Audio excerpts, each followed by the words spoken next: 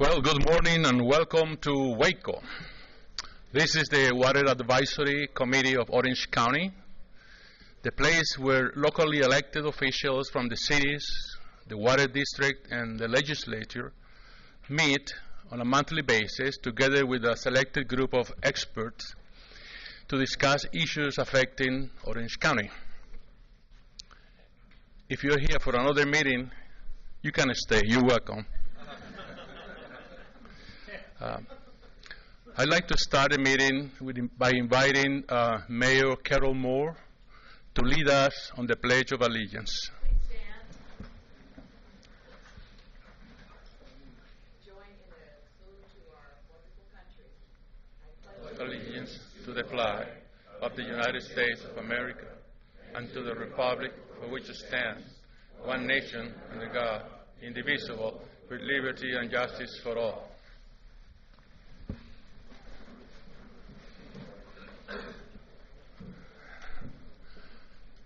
I'd like to ask anybody here for the first time, anybody here that has not been here for a long time, anybody here won the lotto, anybody's birthday today.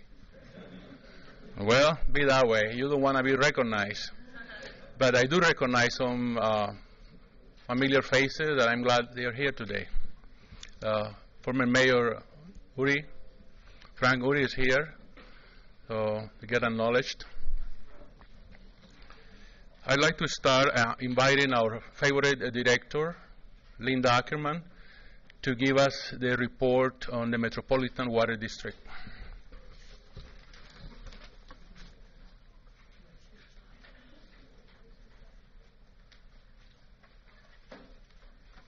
Good morning. It's a packed house this morning. January at Met was kind of a slow month. It was kind of a kickoff month after the end of the year. We started things with a presentation of an annual business continuity update. And I guess you could look for that online if you're interested. We will start one of our several budget workshops that we have each year when we start with our budgeting for our 2-year budget cycle. That first workshop will be held at our meeting at Finance and Insurance Committee on February 12th. So look forward to reports from me as we progress. As many of you know, Met was able to store 2.5 million acre-feet of water in the year 2017, which was a record for Metropolitan. We have access to 1.7 million acre-feet of wisdom storage, so we have adequate supply for now, despite what appears to be another cycle of drought that we're experiencing. Our state water project allocation is currently 15%. If we can get to 35% allocation, we will not have to use these reserves.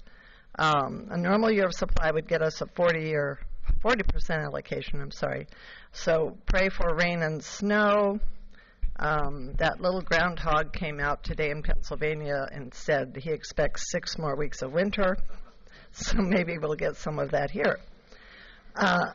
We did lose 300,000 acre-feet of water this year from our San Juan Reservoir due to the Fall X2 regulation, and that relates to the saltwater intrusion from the ocean into the delta. Met has a working group working on Fall X2, its requirements, and its scientific correlation to the delta smelt. The group believes that the marshier areas are better for the smelt, not necessarily some of this flow that is required. Speaking of the smelt, the latest DWR trawler surveys picked up only 2 smelt. 2.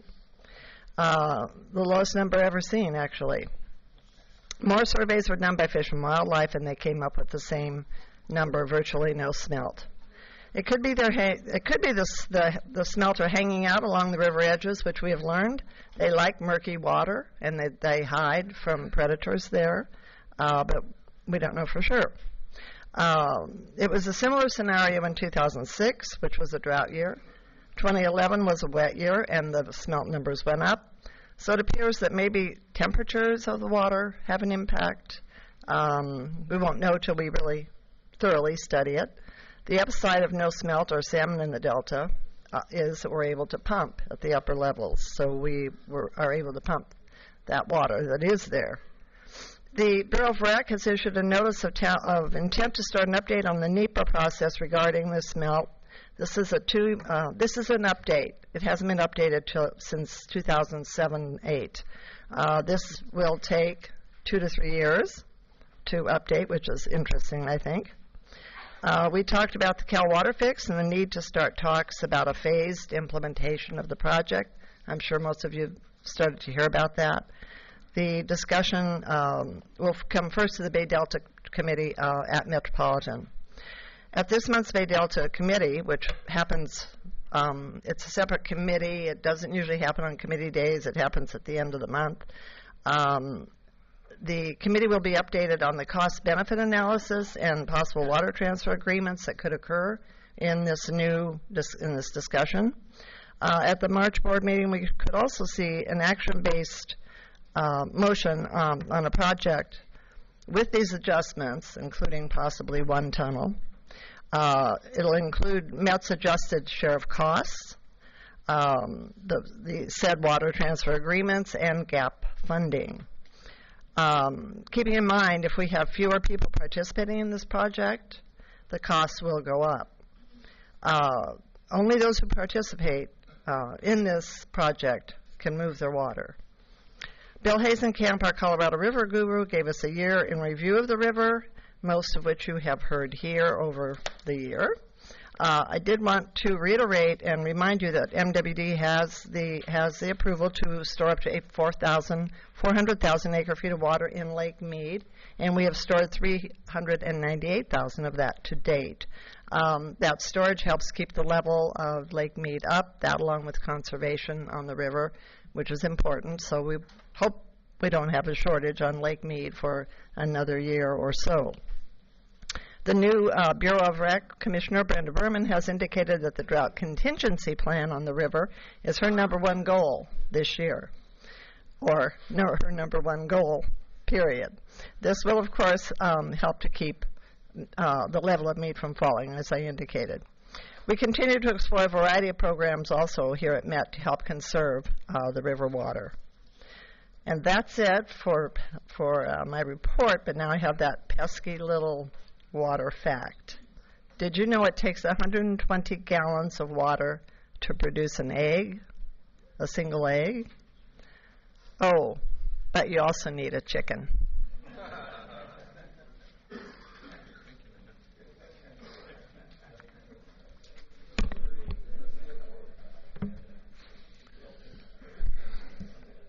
Well, the theme today is security, and we're inviting Kelly Hubbard from MODOC to give us a report on WEROC.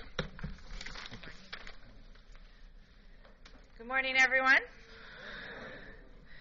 So I'm actually giving an update not on WEROC, but on something that is important to all of us.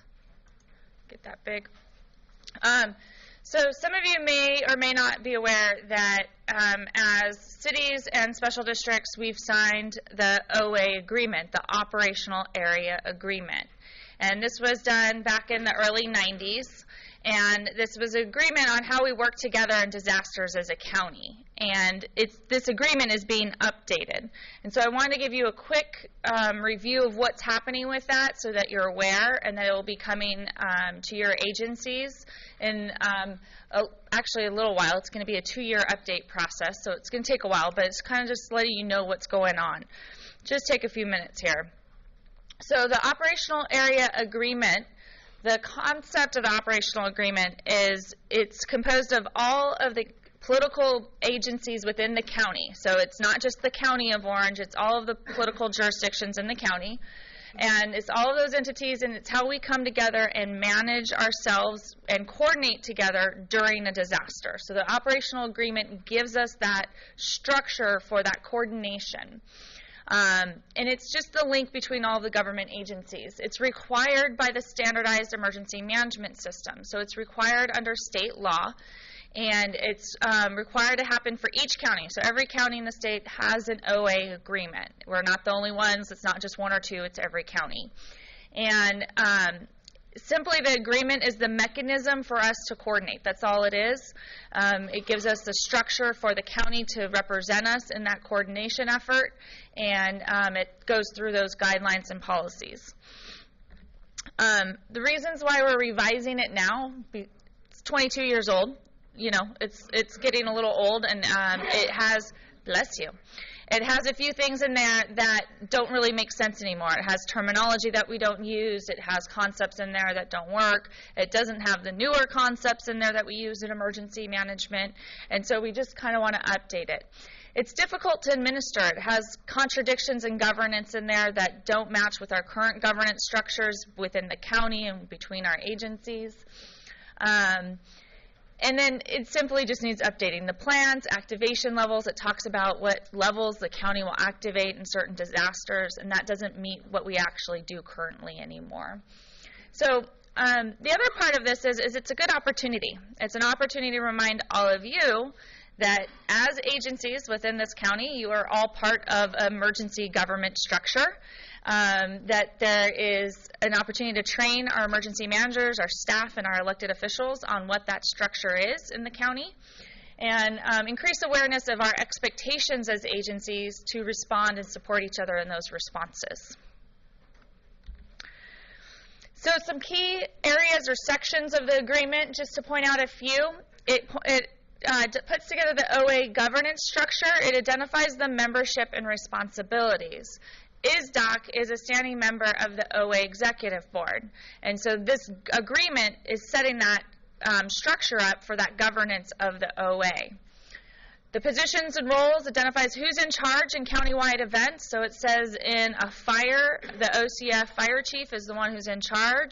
In a terrorism type event, it would be the sheriff's department who's in charge. This agreement sets those concepts of response up. It specifies who what the OA manager, the operational area manager's responsibilities are. Donna Boston, our county emergency manager, she has responsibility to set certain things in place for us as a county, not just as the county of Orange, but for all of us government agencies on how we will coordinate. And so this agreement sets those requirements in place. It includes the county's responsibilities, including fiscal. The county is fiscally responsible to provide all of us an EOC, an Emergency Operations Center, that can coordinate our agencies. This agreement sets that in place. The county is required to do maintenance of the OA countywide emergency plans. We all should have a process in that, and we do as staff, but it sets in place who has overall responsibility and overall responsibility for county-wide readiness. So it's just outlining those responsibilities between us as agencies and the County of Orange and how we coordinate that. The agreement process, so the original agreement, 1995, agencies signed it between 95, and I think most of them got on by the end of around 2000. I think City of Huntington Beach was the last one just a few years ago, actually, for various reasons. There is a working group that has been formed to look at this and review the agreement and work on it. We've been meeting monthly for about a year already, and we will continue to meet on it and work on the agreement to update it. Presentations, I'm trying to go around and do presentations on the agreement to various groups that this applies to, especially on the water side, so that you guys are aware that you're a stakeholder in this. As an agency, you're going to be looking at this agreement and hopefully re-signing it.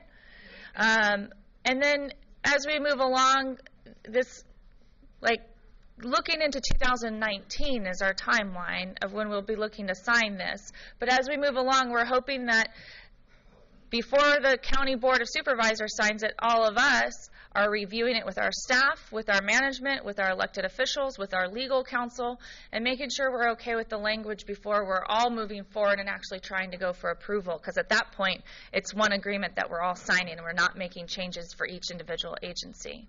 So there will be a process in the next year in 2018 for all of us to be receiving these revisions, looking at them, reviewing them with our management, our elected officials, our legal counsel, and moving forward.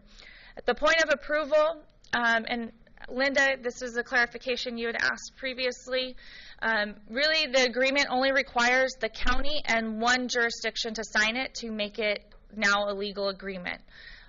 Obviously, it doesn't make sense that we'd only have those two jurisdictions sign on and that would now be the agreement, and we've talked that through a little bit. And so we're going to be writing into that agreement that we need a period of time of a couple months, and it's right now I think we put in there about 6 months just as a time frame, but at least a 6-month period where all of the jurisdictions would have a time period to try to get it through their elected process, whatever their approval process is, review it and sign it, and then it would become, then it would be enforced, and take over the previous agreement. So that was just a really quick overview so that you guys knew that this process was happening, and I'll take questions. Is there a process that you're going to use to test the stuff that you propose in here? Because it involves operation.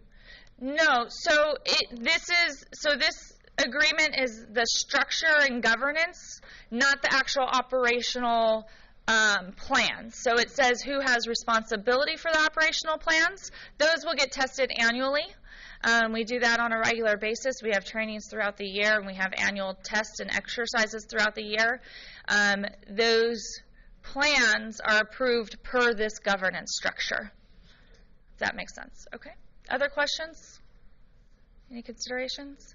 Okay. Thank you very much.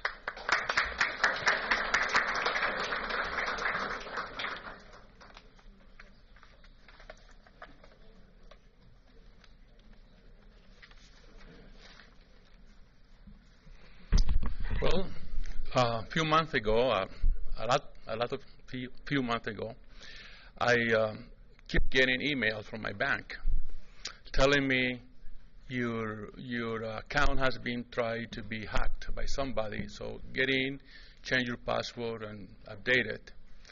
So for 3-4 days, 3-4 times, finally I got to it, and I click on it, and I give my name, Social Security, date of birth, my kid's name, my wife's name, the color of my eyes, my car, my dog, everything, and I hit the send button. Right after I hit the button, something in the back of my head said, "You're really stupid." Then I realized that, my bank will never send me an email like that. So immediately I called the bank right away. And they make me change the password. I changed the credit card password, all my account's password, name, and everything. This was about 15 years ago. And never happened, anything. But all my data is out there. They know everything about me, whoever was asking for it.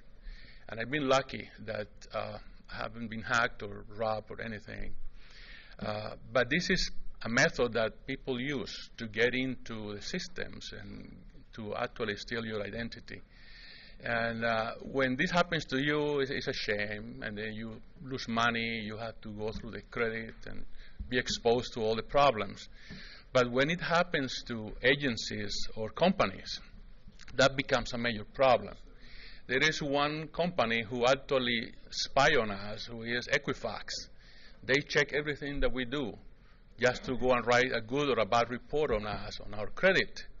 Well, half of the data was stolen a few months ago, and you cannot even trust them. So our data is out there too.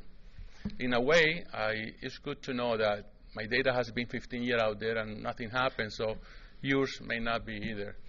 But if this happens to a water district, to a city, that may endanger the operation.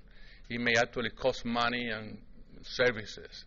So at WACO, we discuss what the best way would be to guide us on what's going on, what we need to do. So we invited what we consider the expert in the matter, who is Mr. Bryan Cunningham. He is the executive director of our institute, the UCI Multidisciplinary Cybernetic Policy and Research Institute. He coordinates all the aspects of legal, technical, of cybersecurity for UCI and in general for the whole public. He has an extensive background that if I read it, I had to violate some secret. He was a CIA and he was a legal counsel at the White House. He's a very important but also a very modest person, and he has agreed to come and tell us everything about cybersecurity. Bryan?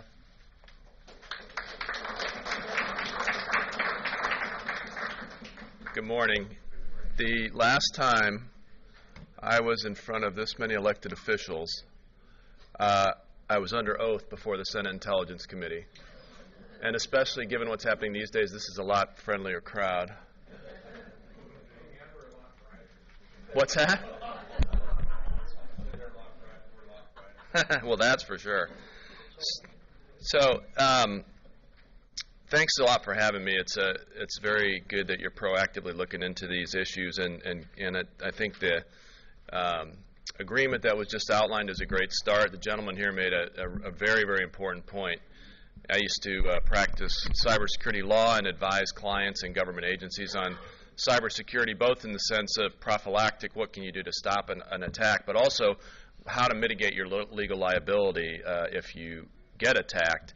And the absolute worst thing you can have from a legal perspective is a plan, a detailed response plan that's sitting on your shelf that you never exercise, because it shows that you had enough awareness to go and get the assistance and get that plan in place, but it also shows almost per se negligence, which is a legal term that just means it's very easy to prove that you were negligent because you never exercised it, you never practiced the plan. So you're definitely off to a good start, even though I realize that agreement in itself is not an operational plan. I was present at the creation of the National Incident Management System during the Bush administration, so I'm also glad to see that that general guidance, which was painful to create and probably not as useful as it could have been, has made it all the way to counties, particularly a large, important county like this, and there's lots of processes in place to follow up on it. Thankfully, I haven't been in government since 2004, and I've never felt so good to be that far away from Washington as I do now. However, as I said, the best plans are not worth anything unless they're exercised. So not that anyone's surprised to hear that, but that's free advice piece number one. By the way, the California Bar does not like me going out and giving legal advice to folks that haven't hired me. So you can't rely on anything I say today as any kind of advice. So it's a good deal. It's a good lobby that the lawyers have in California. So I could talk for hours about the threat conditions and the threats to personal information, the threats to healthcare information, threats to financial information, and if anybody wants to talk afterwards about the top 5 easiest things to do to protect your data, I'm happy to do that. I happen to be, at this moment, an expert witness in one of the many, many, many cases that followed the North Korea hack on Sony in 2014. And 2 things emerge from that I think are relevant here. The first is that, and I don't represent Sony, so you can sense my point of view here, but one of the very first arguments and most consistent arguments that Sony made in defense of all these lawsuits is, guess what? All your data is out there on the dark web anyway, so no matter what we did or didn't do, it can't make any difference. And while I don't think that's going to wind up being a valid legal defense, it's true. I am one of the 21 million people whose top secret security clearance files are now in China, thanks to the Office of Personnel Management, who stored those records without encryption. And the Equifax breach was one of the largest in history. And if you think about the implications of that for a second, Equifax's entire business model is to collect the most sensitive financial information on every single person in America, either Equifax or one of the 2 or 3 others. And you'd think that a key part of their business strategy would be to protect that information. And apparently, and those lawsuits are just getting underway, so we don't know for sure, but reportedly that attack was enabled by one of the essentially dumbest mistakes you can make and most basic mistakes you can make if you don't have a security person, and that is they just did not keep their patches up to date, and they did not train their employees well enough on spear phishing attacks, these targeted email attacks like you had. So it can happen to anyone. I used to always tell my clients there's 2 kinds of companies. There's companies that have been hacked, and there are companies that don't know they've been hacked. So we don't have a lot of time. Rather than focus a lot on all these various threats, I'm just going to talk about a couple examples recently that are specific to the infrastructure of the country and of the world. And my boss, Condi Rice, used to always tell me, do not come into my office and give me a problem if you don't have a solution.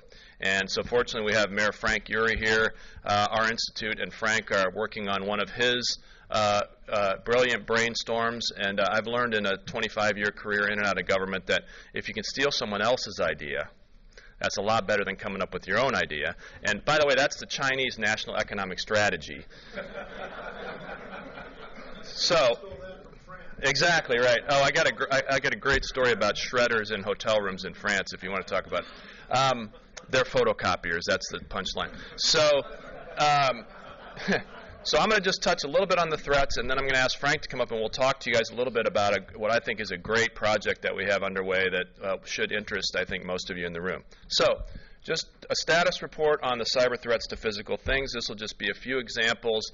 One little anecdote first. In 2005, when I had just left the White House after working on the first National Strategy to Secure Cyberspace, two co-authors and I wrote a chapter on the law and ethics of cybersecurity in one of the very, very few cybersecurity textbooks that existed then. Basically, the field wasn't even in existence in those days. And we came up with this anecdote to make the dry reading a little bit more interesting, we hoped. And remember, this is 2005. We posited that President Hillary Clinton, who took office in 2009, so we were only off by 7 years and 35 electoral votes, is faced with what looks like a power grid infrastructure attack, and then we talked about all the ramifications of how it's hard to know in the first minutes whether it's kids in a basement or a terrorist group or North Korea and all the ramifications of that. But the reason I tell the story is not to hawk the book, although it's still available on Amazon. No, seriously, don't get it. It's 14 years out of date or whatever, 13 years out of date. But, although I could use my numbers going up. Oh, I'm sorry. But we had two co-authors. Two of us had been the deputy legal advisor to the National Security Council, cleared on the most highly sensitive information about information security. One was another lawyer friend of mine. The concept in 2005 that a foreign country or a foreign actor could go through cyberspace and have a negative effect on physical things in the world in 2005 was so controversial that there's a footnote in the book that says the three authors could not agree on whether this will be likely possible in the near future. That was 2005. I won a couple martinis on that bet, by the way. So just a couple of examples. This one I mentioned partly to show that even if you're not targeted for attack, and utilities in the United States most certainly are targeted for attack, in municipalities, you still can get hit. Because a lot of the mass vulnerabilities and threats and attacks that are put out into the wild and to the world just hit things they weren't intended to. So this is an actual photo of an ATM machine. I think this was in Ukraine or the country of Georgia, Republic of Georgia. You notice the technology on their 2017 ATM. But what you see there in the red, you can't read it, is a message popped up when this user logged in. To guarantee that you can recover all your files safely, all you need to do is submit the payment to the following address. So obviously, this was a ransomware attack. And in fact, it turns out it was part of a ransomware attack that hit 250,000 at least individual machines around the world. It clearly was not targeted at ATMs, right? Because she doesn't own the ATM. There's nothing she could do about it. It just got loose. And you remember the Stuxnet case where the United States and Israel allegedly created a virus that attacked the Iranian nuclear centrifuges and probably set back their nuclear program for 5 or 10 years. That was discovered, that Stuxnet virus, which was engineered, reportedly, to only hit those one set of centrifuges in one plant in Iran. It was discovered because it got out. And researchers saw it hitting other things around the world and then reverse engineered it to make this accusation that the United States and or Israel were behind it. So even if you're not targeted, you could be hit. And by the way, you are targeted. So here was another massive cyber attack that hit Europe last June. This was possibly Russian, possibly North Korean ransomware that, again, obviously got out of control because it hit the Ukraine hard, and it was pretty clearly targeted against the Ukraine. So whoever it was, possibly Russia, was intending to hit the Ukraine. But if you look at the highlighted paragraph on the top, this virus even hit systems monitoring radiation at the site of the former Chernobyl nuclear plant. So first of all, again, that's a nuclear plant that got hit. Thankfully, the Russians already blew that up 30 years ago, so it wasn't going to blow up again. But secondly, if it was Russia, they obviously weren't targeting their own nuclear plant. So either it was somebody like North Korea with the guts to hit Russia intentionally, which I can't see any motive for, or whoever launched it, it got out of control. Again, the damage was worse in Ukraine. Then we have North Korea again with the WannaCry virus from last year. Presumably all of you have heard about this. This affected more than 230,000 machines in the first day around the world. We have no idea how many it actually affected, but it probably was millions. 150 countries affected. Now, I put unintended in question marks because no one has really solved the case of what the motive was. I tend to think it was, again, that the attack software got out of control. But one thing we know is it hit control systems on Honda that were severe enough to make them shut down a production plant in Japan, and it caused traffic cameras in the Australian state of Victoria to all go red at the same time. Now, power grids, definitely in the crosshairs. The report from last June of 2017. June was a terrible month. June 2017, terrible month for cybersecurity. I actually got a lot of work at it, so that was good. Russia had created a cyber weapon that can actually shut down electric power grids, and they proved it with a massive test in the Ukraine where they shut down 1/5 of all electricity generated in the city of Kiev. Now, at this point, last summer, a lot of our intelligence agencies were alarmed, but not too alarmed, because the reasoning was, look, Russia is clearly behind this, at least part of it. Russia and North Korea, both probably, and all the former communist states probably are aware of the kind of technology that Russia deployed around the world in power grids, so they have a big advantage. But they can't possibly hit our power grids because they didn't design them. Well, now the assessment of the intelligence agencies is that this software can hit all types of power grids, not just those of Russian origin. And it gets worse. This is the only, as I'm aware, publicly known deliberate attack on a water system. It was in the Rybrook, New York dam. Hackers were able to access command and control systems. Now, these were relatively low-tech attacks, and what I mean by that is they phoned in on a modem. So the state of technology in this water authority was somewhat limited. United States Department of Justice believes Iran is behind this attack. The only reason, according to reports, that this didn't become a catastrophic event is that particular turbine or whatever they hit was offline at the time. It also may be that Iran didn't want to actually hit it. They just wanted to test the capability to hit it. And the last thing I think is perhaps even more alarming. At Georgia Tech, they have successfully tested a water plant hack that can dangerously increase the levels of chlorine in the water supply. Now, the punchline to this story, these were undergraduate students at Georgia Tech. I think our UCI students could have done better, but they did all right. So, as I promised you at the beginning, no problems without solutions. I'm going to ask Frank to come up and talk about our initiative, but I can't help making one shameless plug, and I'm at a nonprofit, so I think I can do that. There are flyers outside that talk about probably what's going to be our marquee event at the Cybersecurity Policy and Research Institute this year. It's on March 13th. We're going to I got an answer to that. Just a second. We have the best and most well-regarded election security experts in the country. Don't pay no attention to James's picture for a second.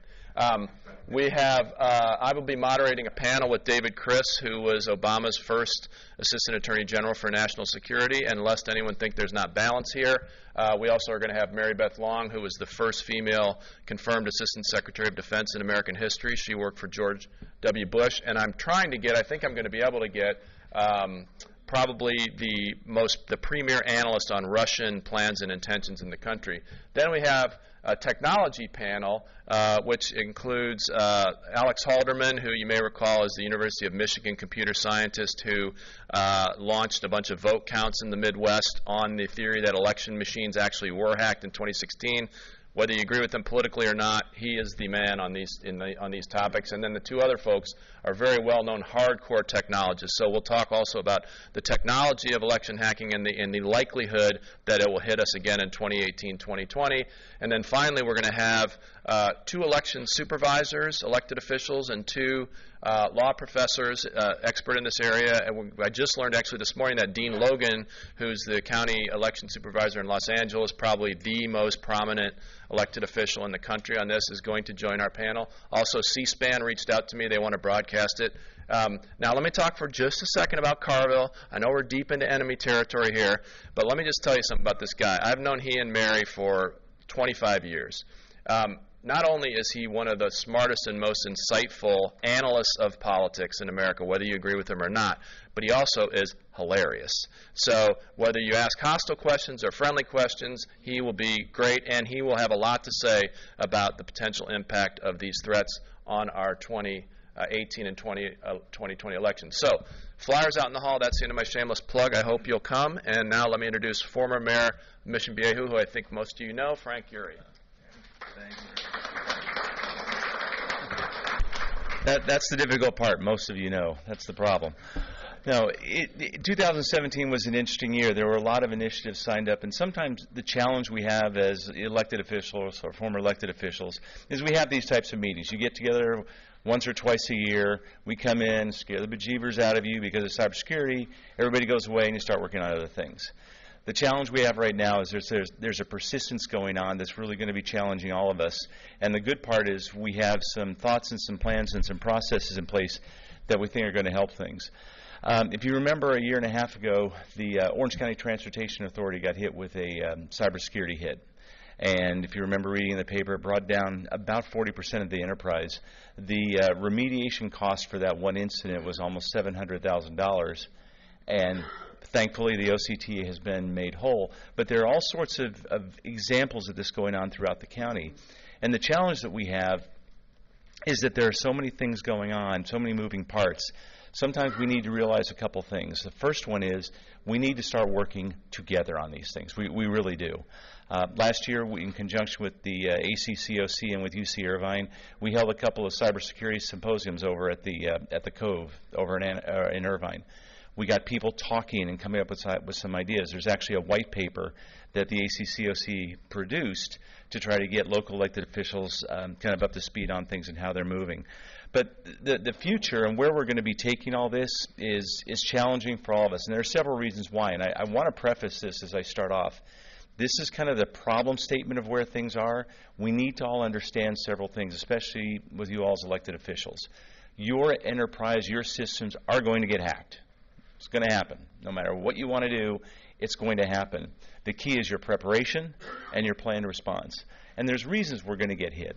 The local government is really worrying about the different components of what the bad guys are doing. So the first one is the enemy is more technical than ever before. And the analogy that I use is for every day that goes along in the real world, the bad guys move ahead 4. You're not going to stay ahead of it. You're not going to stay ahead of it unless you have a multi-million-dollar funded cybersecurity department strictly devoted to making sure that things don't happen. It's going to be there. We need to make sure that we understand that we're not going to be able to keep up with them. They also have more resources, both in terms of state-sponsored folks that are coming at you or just people kind of messing around. I agree with Bryan. I think a lot of these attacks that are going on right now they're scouting. They're going out to try to see where the vulnerabilities are so that they can get to the point where they're attacking exactly what they want to go after. So if you come close to getting attacked and, oh, wow, we dodged the bullet, don't think that they're not pulling in a lot of information for it. Plus, it's also important to realize that it's not necessarily just the data that you think is important that they want. I can make argument after argument where they want data from your organizations that you don't think is important at all that the bad guys would absolutely go after. Easy example. Somebody goes in, I know this is a water agency's discussion. People go in and they'll hack the recreation department. and they'll find out the names of all the 12-year-old kids living in a certain city, so they can sell that list to Nike to find out how many 13-year-old kids are going to need new shoes next year. You can't outguess the bad guys as far as what they want. What you need to be doing is locking down and preparing yourselves. Another one, the detection deficit. And as Bryan was mentioning, a lot of systems, the bad guys are in there. They're running around beforehand. You don't know how long they were there. I think with the Target hack a couple years ago, they found out the bad guys were running around inside their systems for 6 months before they detected it. So imagine you go into your home, you get inside, and there's somebody running around in your house for 6 months before you find out that they're in your kids' room. That's kind of the analogy of what's been going on there. As I mentioned, the time between compromise and detection has been really bad, and the biggest problem that is really exploding right now is mobility, because everybody is either have their mobile devices, or you, as part of your business and part of what you're working on, you're moving towards mobile solutions for your work sales, for your workforces. There's a lot of challenges that need to go into how we address these. So what we've been working on, myself and Bryan and several other agencies, we're working together to basically work on JPAing cybersecurity services for different agencies. One of the things that's important to realize, and I know we should have touched on it before, a cybersecurity professional fully burdened is going to cost your agency between $250,000 and $300,000. Very few agencies have those kind of resources. In fact, if you've ever followed those groups that review and rate different capabilities, there's a group that's out there called Gartner. Gartner kind of is a technical review rating people. And they have a scale on your maturity in certain areas. Are you good with data analytics? Are you good with cybersecurity? And it's on a 1 to 5 scale. To go from a 1 to a 2, you need to have what's called an information security officer who works for your CIO. As of right now, I know of 1, possibly 2 information security officers working for local government in Orange County. That's how, and it's the County of Orange, and their person is just hired within the last year. So we are well behind the curve, and part of the problem is because of the cost. So agencies are looking, and this is how we kind of broke things down over the discussion, they're really looking at 4 things. And if you can knock down these 4 things, especially in light of putting together a JPA, this will get you a long way towards making things move forward for your organization. The first one is threat assessment. You need to have somebody come in and kick the tires, somebody who's going to come in and do everything they can to hack into your organization, physical security, electronic security, the entire thing. You need that to happen so you understand where you are. And this is where it's very challenging, especially as elected officials. There's an awful lot of defensiveness going on among IT staffs. I'm a technologist. I used to work for Intel. I used to be the vice CIO for Black & Decker. You get very sensitive when you're reporting up to your management. Hey, we have a vulnerability here. You all as elected officials, we need to knock down that barrier and have a very candid conversation. I was meeting with one agency, and it was the IT director and the city manager and their attorney, and I had heard that they were actively being hacked while I was meeting with them, before the meeting. The IT director talking straight to my face, oh no, we're fine, totally good. Even though I knew from my contacts with some of the cyber agencies in Orange County that they were actively under attack from China with one of their departments. But they won't admit it up. We need to help break down that barrier so we can have that candid conversation. The second one, remediation. Everybody kind of freaks out when they think, okay, if I've got problems with my enterprise, how do I go about remediating it? It's going to cost me millions of dollars. A good remediation plan is going to take 3 to 5 years. Don't think you're going to go from 0 to 60 tomorrow in the same way that I am not running a triathlon tomorrow. You build it up and you take your time to get there. The third one is continuous monitoring, bringing in people who are going to be monitoring your enterprise. And as I said, all aspects of it, mobile, the enterprise, the whole thing, but not just the monitoring part, but keeping up with what they need to be monitoring. There's a very strong discussion going on right now within cybersecurity about using machine language and artificial intelligence for this monitoring. These are things that can be incorporated in. If you're trying to do it all by yourself, it's going to cost you a lot of money. If you work with other agencies and bundle together services, it's going to cost you a lot less. And then the fourth one that's really important, and this is the one that has really started becoming a discussion in the last 6 months with the IT directors, is incident response. They're getting to the point where they understand that but when they get hit, they need to know how to respond. It includes communication plans. It includes, easy decisions. If you get hit by a ransomware, do you pay it off? I will tell you right now, Mission Viejo, the city I used to be on the council on, we have a protocol. If we get hit with a ransomware attack in Mission Viejo, we have authorized our IT director below a certain financial threshold. She is automatically authorized to make a decision on her own, and the council has already agreed to it. Between this amount and this amount, she has to pull in the city manager. Above this amount, she pulls in the mayor and the mayor pro tem, and if it gets very high, then she has to pull in an emergency meeting of the entire council. But our response to a ransomware incident is baked. No thinking, we've got the staff, and not only that, staff and the board, staff and the council, they've already agreed to it. These are very important things that folks are looking for. So the discussion we've been having, myself, Bryan, and others, and we've been talking with a fair number of agencies, is basically setting up JPAs for this. The JPAs would be anywhere from 4 to 7 to 10 agencies in size.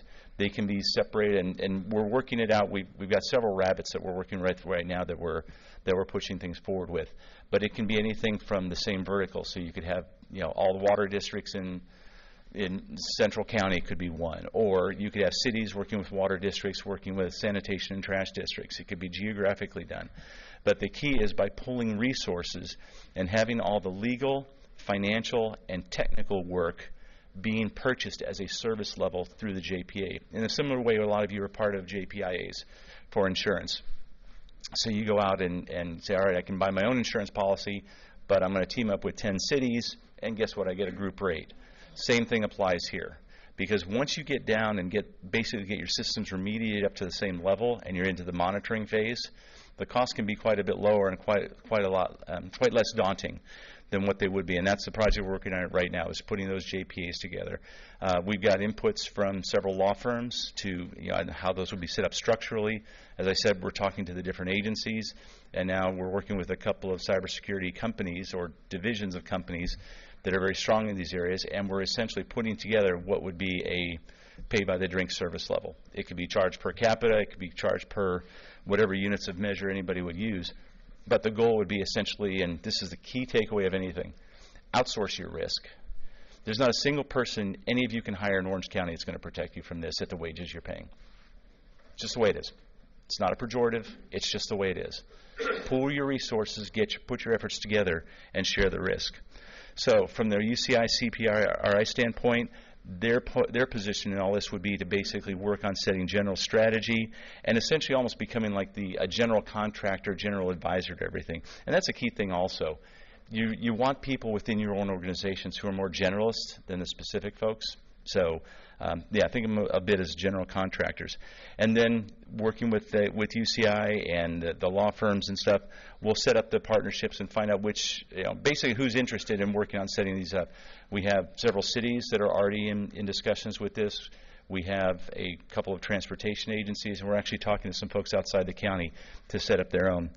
The challenge we have in Orange County is if there's a goal to set up one for Orange County is probably too big for this. It would be unwieldy.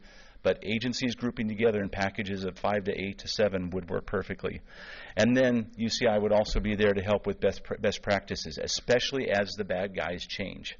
Like I said, they go forward 4 days. For every day we go 1. UCI is going to be on top of basically telling us and helping us keep the readiness. And the last one is training. I haven't seen too many incident response programs executed, but each one of you, at least once a year, should pretend as though there's a hack going on. And there was an article, am I going through that? There was an article published in the Register about a month ago talking about how the new targets for the cybersecurity folks are kind of the small and mid-sized businesses in the United States. The big guys already have their big defenses put up. And as in any neighborhood, you want to go into the house that's got the unlocked door if you're a crook. The key is going to be there. I think the next 2 years is going to be a large wave of attacks on small and medium-sized governments. So really what we need to be working on is, for those who are interested in moving forward with it, working on JPAing these capabilities, because I strongly believe in 5 years this will be the model for how local agencies up and down the state of California are doing their work for cybersecurity defense. And then as I've already touched on some of this, a lot of the legal components should be run a lot of this should be run through the legal teams. There's a strong desire to have, especially the strategies, running that through the legal team so you get attorney-client privilege. In fact, those policies I was mentioning about ransomware response in Mission Viejo, all done through the city manager. I'm sorry, through the city attorney. He's got all the information, and that way, people can't come in and just ask for the information. And then for the law firms would also be responsible for the creation and maintenance of the JPA. And the JPA should be flexible enough to where agencies can come in and go out. I could easily see JPAs being set up, and then some of those, if they get a large enough critical mass, some of them wanting to split off and do their own, either regionally or by technical segment.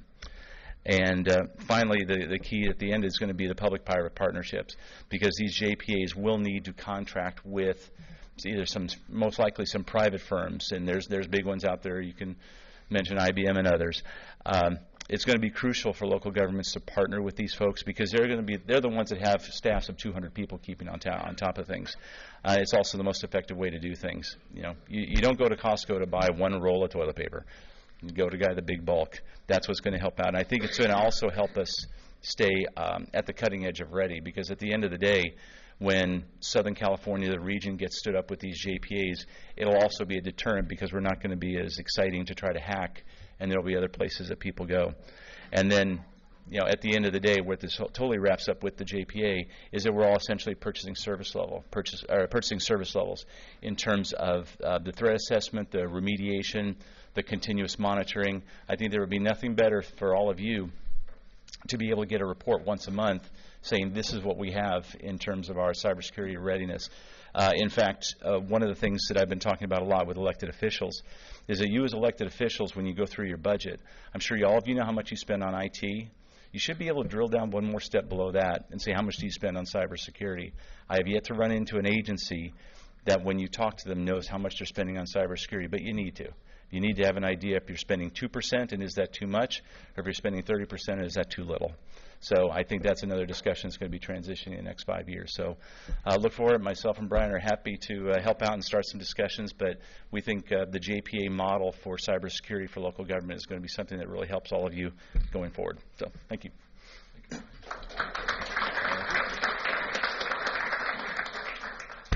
Thank you, Frank.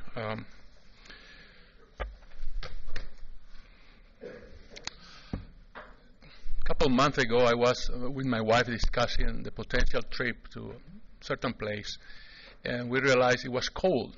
We needed to buy some special jacket that you can wear and protect you from cold.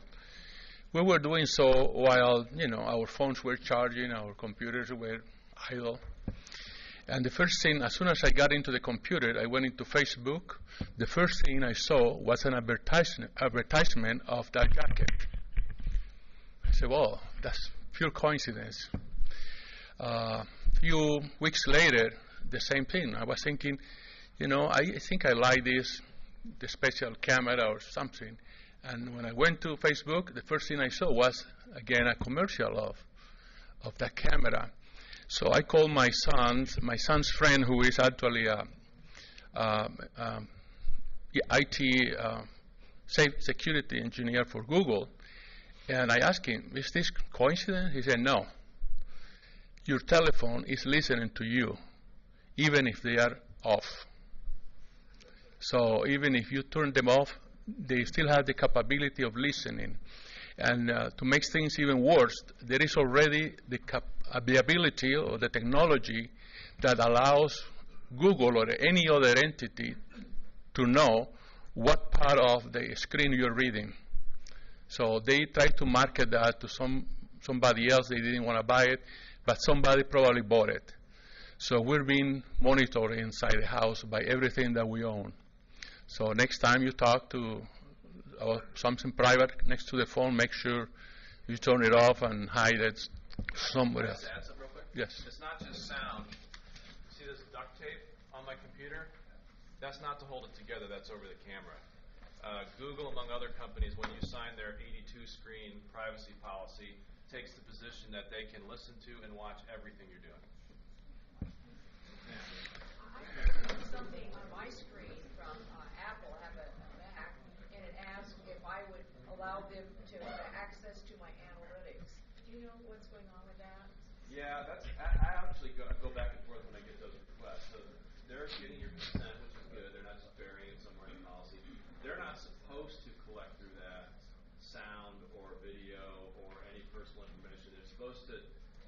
Apple's computers are supposed to talk to your computer about just kind of its performance and its security and all that.